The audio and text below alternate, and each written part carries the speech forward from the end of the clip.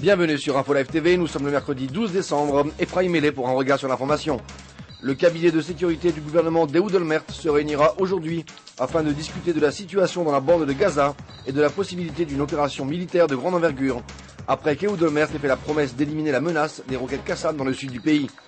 Les responsables palestiniens ont cependant affirmé que la récente opération de l'armée israélienne dans la bande de Gaza, dans laquelle 8 terroristes ont trouvé la mort, compliquerait singulièrement les pourparlers prévus aujourd'hui.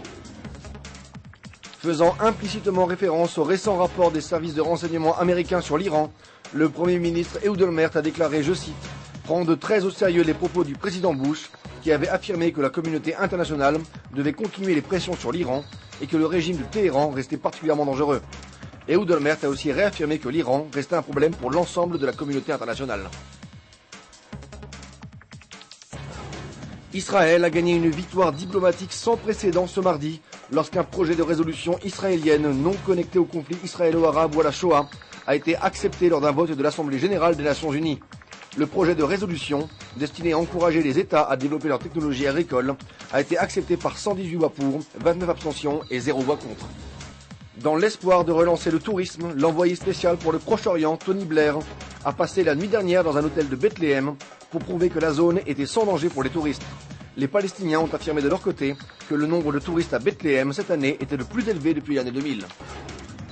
L'un des chanteurs les plus populaires dans le monde arabe, le chanteur tunisien Saber El Roubaï, s'est rendu en visite en Judée-Samarie ce mardi et a encouragé tous les autres artistes arabes à le suivre dans la foulée. Le chanteur a prévu de donner 2 concerts cette semaine dans l'oasis de Jéricho. Votre programme sur Info Live TV, c'est aussi l'inauguration par Jean-Noël Guérini du parc Gaston Defferre à Haïfa. Merci de nous avoir suivis sur Info Live TV.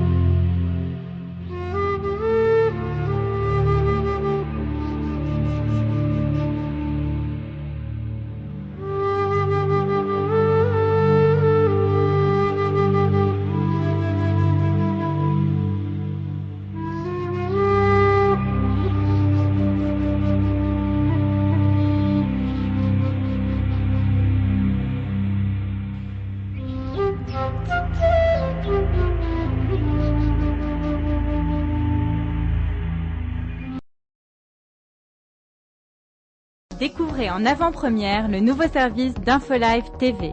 Recevez gratuitement chaque jour, en vidéo, les informations d'Israël et du Proche-Orient sur votre mobile. Pour vous abonner, entrez sur notre site www.infolive.tv et cliquez sur la bannière Service téléphone mobile. Aujourd'hui, le monde entier parle d'Israël. Mais qui parle d'Israël au monde entier, en temps réel, en 4 langues et en direct de Jérusalem? Infolive.tv, la première chaîne de télévision internationale israélienne. 24 heures sur 24, 7 jours sur 7, suivez de l'intérieur l'actualité d'Israël et du Moyen-Orient. Des reportages, des interviews, un grand journal et des flash infos en images dès que l'actualité l'exige. Infolive.tv, votre regard direct et vrai sur l'actualité d'Israël. Retrouvez Infolive sur internet www.infolive.tv.